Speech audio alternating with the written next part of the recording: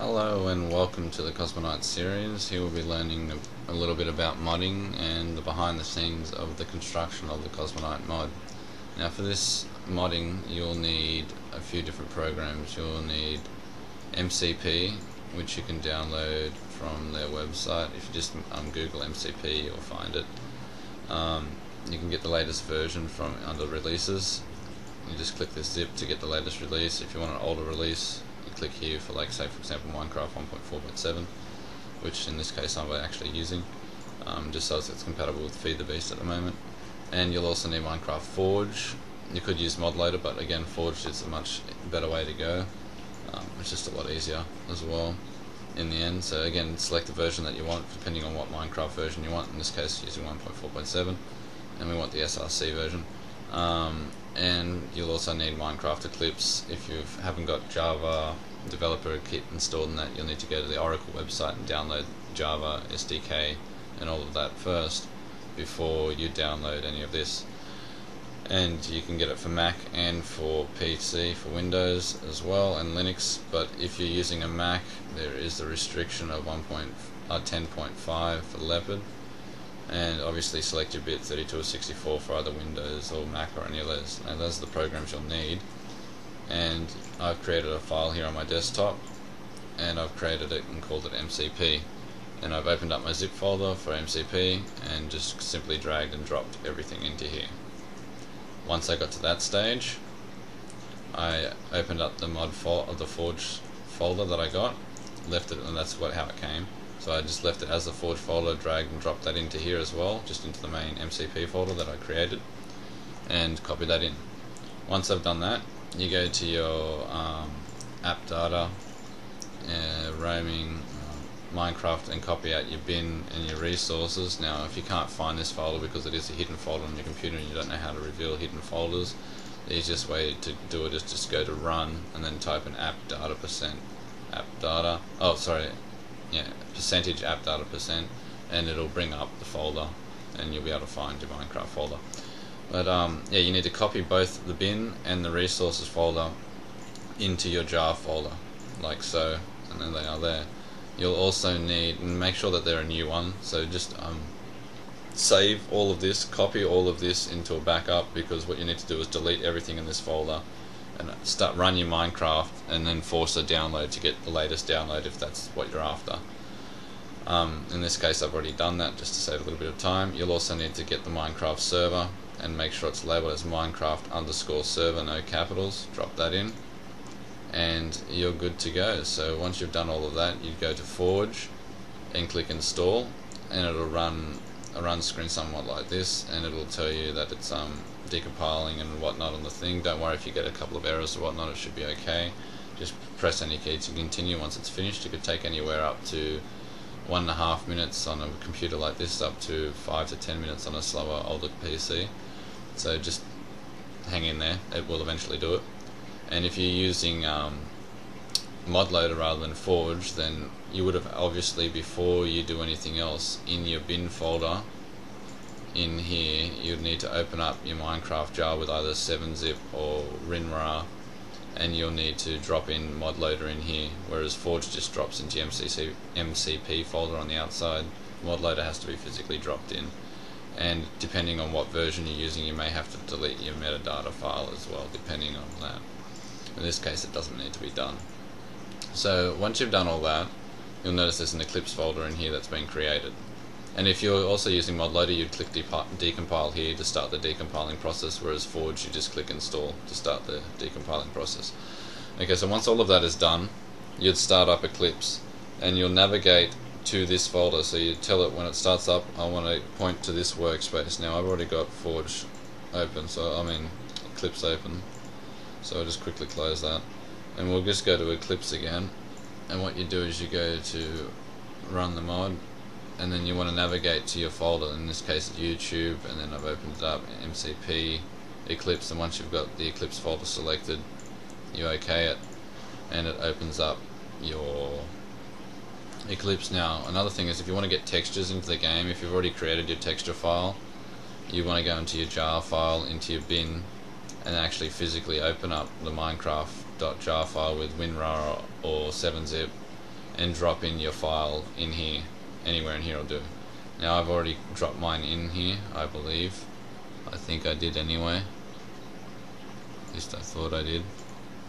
Maybe I haven't done it in this one. I'm not seeing it. So what I'm going to do is I'm just going to drop it in here. So here it is here. I'm just going to copy and just make sure it's not selected on an actual file in there. It's not letting me paste it in. I just drag and drop.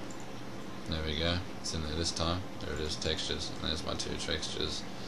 And that will contain all the textures for the game. Each one of those things will hold 250 textures in one image. As you can see, they just haven't been drawn yet. There's just one image there for reference, and that for now. But probably shouldn't have closed that. But now that we've got it open, we'll start writing out some code. I'll get one that I've already previously done earlier, so we can save a bit of time. So your screen will look somewhat blank. Ignore this here. What you want to do is navigate into your Minecraft, into your SRC, click anywhere on the empty white space, and create a new package. And this is going to be what your new mod's going to be called. So in this case, I've called it cosmonite.common, and that was the name of my package.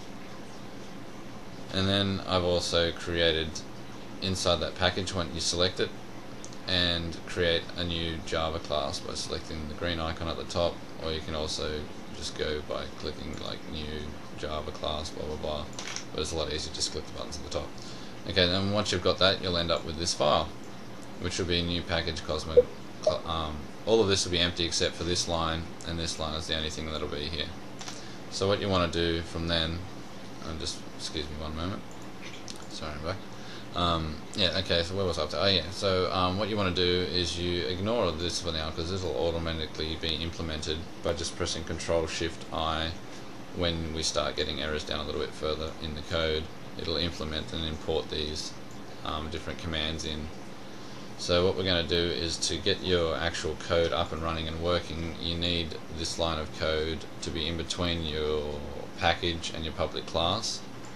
And it basically just states @mod at the beginning here, @mod with a capital M, inside of brackets, mod ID space equals space, the name of your mod, in this case Cosmonite, inside quotations, comma, name space equals space, and then again the name of the mod, Cosmonite, bracket, comma, and then version space equals space, and then inside quotations your version number, in this case 1.0, and then the close of the brackets. The next line will be, sorry if you can hear that noise in the background, it's just my dog tapping around. Next line is @network mod with a capital N and a capital M, brackets, client side required with a capital S and a capital R, space equals space true, comma, server side required with a capital S and a capital R, space equals space false. Okay, so what this does is, this basically, when you start up your mod and you're looking in the game, you'll see your mod version there, and also this will allow you to actually log in, so that if the client's got it installed, then you'll be able to log in, and if the server doesn't have it installed, you'll still be able to log on the server, even though you've got this mod installed in your game. So just to have a quick demo of that, we'll see that we've loaded up the game and we've got 4 mods loaded, and if we click on mods, we'll see Cosmonite version 1 there available. So if I was to change that number, just quit this for a second, change that number to version 1.1 and restart the game again. Excuse me. Just give it a second to load up, because I've edited some files and stuff in there. Where have we gone? There it is, it's hiding in the background. We go to mods, and you will now see it's changed to version 1.1. So it's as simple as that for that. But now we're going down after a public class. We're going to declare your new blocks and items and set up the rest of the code. Let me just check how I'm doing for time here. Okay, let's see how we can do this. Alright, so what we're going to do is, this is where we'll be declaring blocks and items as such. So what we're going to do is, I'll ignore the side proxies and that for now. Ignore this line as well, we don't need it just yet. So what we're going to do is we're going to get our pre and our ints for the public void done. So we're going to do @pre int public void int config brackets, and then inside the brackets capital FML initialization event space and then FPC, and then after that we're going to put @int again with a capital I public void load, and then inside the brackets we're going to have FML initialization event file. Okay, and so what this will do is it'll help load all of these files that we're going to call on down here. So when we're going to register a block or a block name or an item, a recipe, a smithing recipe, they'll get loaded up when the mod loads up. And this is where we'll actually declare and write out our names or whatnot, so keep it nice and neat in the code. Now when you're using mod loader, it is a little bit different. So this part sort of breaks the code up into several sections. So up here we've got our blocks, so if you wanted to create a block, you would I'm probably not explaining this best and probably getting you a little bit lost and confused, but let's just continue on with what we've already got written here so far. So after your public file void, we're just going to write these, at least these 4 or 5 items. So registering blocks with your brackets, and then your why am I having a mental blank now? Your semicolon, and then block names, and item names, recipes, and smelting. And once you've done those, you would then add your public void for each one of those. So public void registering blocks, public void item names, public void block names. So they're all pretty much exactly identical to this. And then inside there you would actually put your blocks. So sorry, I was just checking how much time I've got there. I've got to cut it short. I've got about a minute left before I'll make the next video. So what we're going to do is, once you've done all that, you can start declaring your first block. And so just go back up to the top in the first part, you can put in blocks or items. You put your public class, a public static, and on either block and then the name of your block, in this case Cosmonite Ore, or public static item and then your item name, in this case ingot Cosmonite. And then inside your public void load, again for your blocks and your items, would be basically written as Cosmonite Ore equals new block Cosmonite Ore, the item ID and the coordinate number, and then obviously setting the hardness, the resistance, the sound step block. And to fix this error with a sound step block, you just put a dot block in front of it and problem solved. And then for your items it's a little bit different. Instead of putting the item coordinate number there, you leave that out and you'll put that at the end and set icon chords and then give it its actual coordinates, because they're set up a little bit different. I'll explain that in my next video in just a moment. And again, finishing registering either you have to register blocks, you don't have to register items. And so for items and the names, you type in language registry.addName, the name that you've declared it up above, and then what you want it to look like in game inside quotations.